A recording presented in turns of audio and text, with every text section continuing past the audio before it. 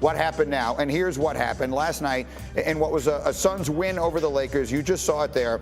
Austin Reeves fouled by Devin Booker. Deandre Ayton stands over him, and Pat Bev just comes racing in and takes him out. Stephen A., what was your reaction to that? Patrick Beverly and I go back years. I got a lot of love for the brother. I really do. Automatic multi-game suspension. Automatic. You body check Deandre Ayton in the back. One. Mm-hmm. Number two, repeat offender. That ain't the first time you did it. You did it to Chris Paul, too, in the postseason. Okay, pushed him in the back. You know, I would openly confess to you guys, I would feel much differently if he went around and went in his face and shoved him. It's the fact that you're blindside. I mean, you shoved him in the back and you're a repeat offender. I don't want to hear all of this stuff about coming up for your teammates. I don't want to hear that from him. I don't want to hear that from Darvin Ham. I don't want to hear that from anybody. Listen, even though Morris got into it with Jokic a couple of years back in Miami, the fact of the matter, or last year actually, the fact of the matter is that you did something to Jokic. Jokic did something back to you. Okay? In this case, there was a play involving Reeves and Devin Booker. Yeah. Okay? And then and what does Patrick Beverly have a reason to do that for? There is no excuse for it. It's a multi-game suspension. You can book it. It's coming because the NBA is going to be fearful that you can't allow this stuff to happen. Is that the expectation? I don't know if it'll be multi-game. I think there'll be at least one game. Remember the suspension, Chris Paul, the elimination game in the conference finals, that suspension went into the next season. It started with opening night. But how many games was that?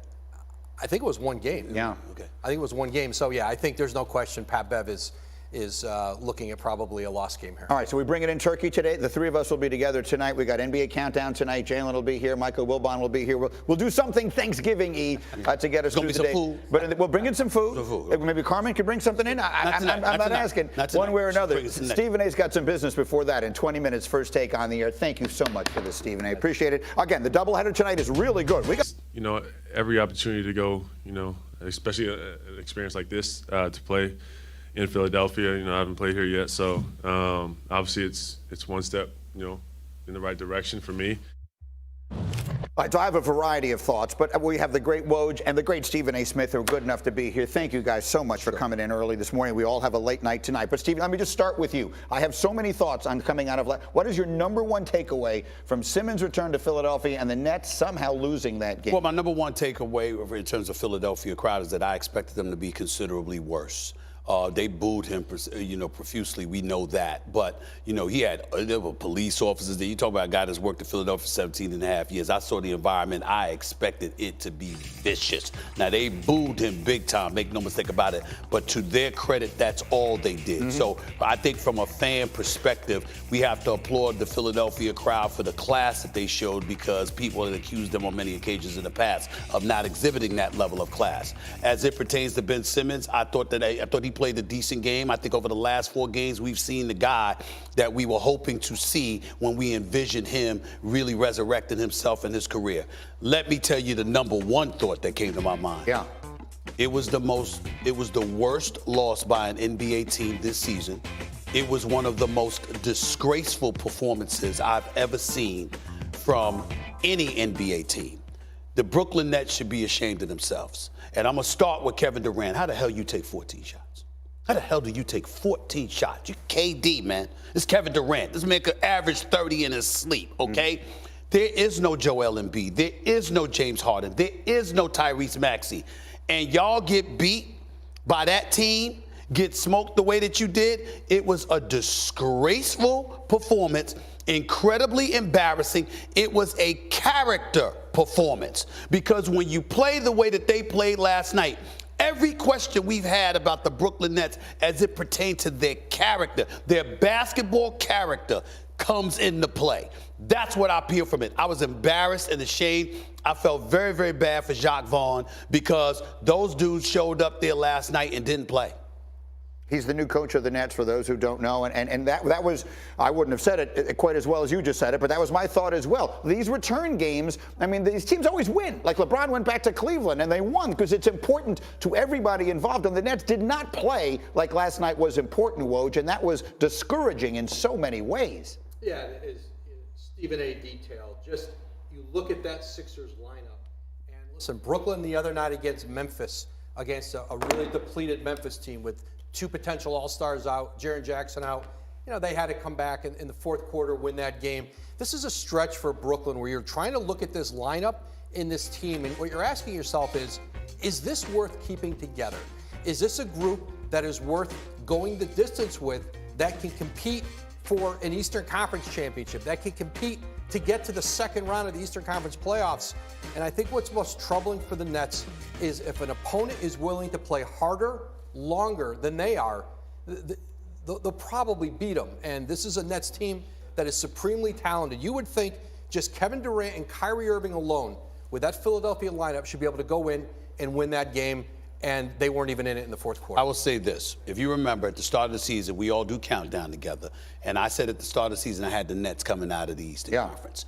We're anticipating that Steve Nash would be fired, that Ime Udoka would probably come and be the head coach, and that they'd go out and get an additional big. The name that I have mentioned is DeMarcus Cousins. Attitude and all. The bottom line is you just need somebody that's nasty, that's a big body, that's going to throw bodies around if necessary, because then you could take him and you could put him in the lineup with Claxton against bigger teams, have KD playing the 3 spot with Kyrie and Ben Simmons, and bring a Royce O'Neal off the bench or something like that, of course, with Seth Curry and others. My point to you is that last night elevated the necessity of that even more. You needed somebody nasty. You needed somebody that wasn't going to sit idly by and watch you get out rebound 49 to 35 against the worst rebounding team in the NBA. Without him, that's with Embiid. Right. And without Embiid, okay, and listen, I like Shake Milton.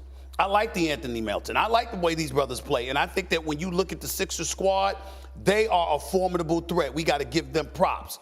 But still, basketball character matters. And the same dudes that rolled into Philly last year when they wanted to get at James Harden after the trade and blew them out of the building, it was the same dudes that didn't show up last night. Except this time, Ben Simmons did show up and played a decent game, and KD, of all people, didn't show up last night. It was very disappointing. So let's answer the question that Woj just sort of posed here. They're trying to figure out, is it worth riding this thing the distance? I mean, if not last night, then when? Is it worth this team sticking it out for even the rest of this year? I'm not going to give up on them because they're too multi-talented.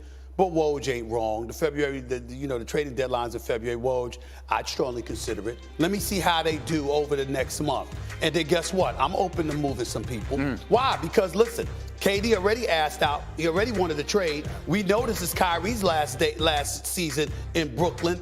Okay, it's a failed experiment. If I get to that point, why should I lose guys well, you're not going to lose KD for nothing because you got him guaranteed for 3 years after this year. But why should I lose anybody for nothing? If I can get some, a return on my investment, I might do it. Yeah, I think for the Nets, is their size out there, and I don't think it's DeMarcus Cousins. I don't think the Nets' answers are bringing in players who are not in the league right now and that nobody else is signing. But there is depth on the wings for the Nets.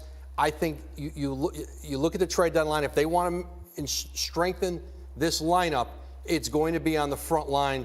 I think it'll be interesting, certainly, between now and February 9th. Let me ask you this question, Woj. Is DeMarcus Cousins out of the league because he's just not good enough? I don't think that's the reason. I think that he's out because people have questions about him inside their locker room. And I saw what he said to Chris Haynes and these guys the other day in terms of trying to resurrect himself. But I'm just wondering, is that? I mean, I think, listen, DeMarcus Cousins has gotten opportunities the last couple of years. Denver, Milwaukee, the Clippers. Right. I wouldn't be surprised once we get into the 10-day contract area in January if there's not a job for him to come in when there's an injury somewhere with size.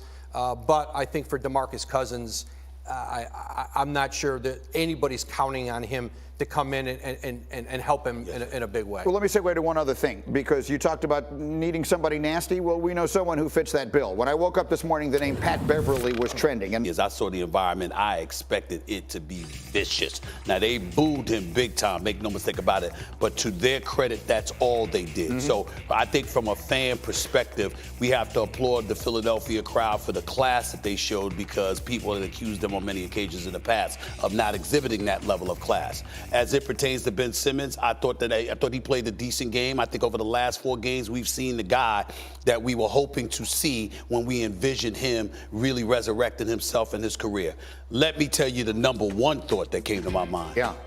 It was the worst loss by an NBA team this season. It was one of the most disgraceful performances I've ever seen from any NBA team. The Brooklyn Nets should be ashamed of themselves. And I'm going to start with Kevin Durant. How the hell you take 14 shots? How the hell do you take 14 shots? You KD, man. It's Kevin Durant. This man could average 30 in his sleep, okay? There is no Joel Embiid. There is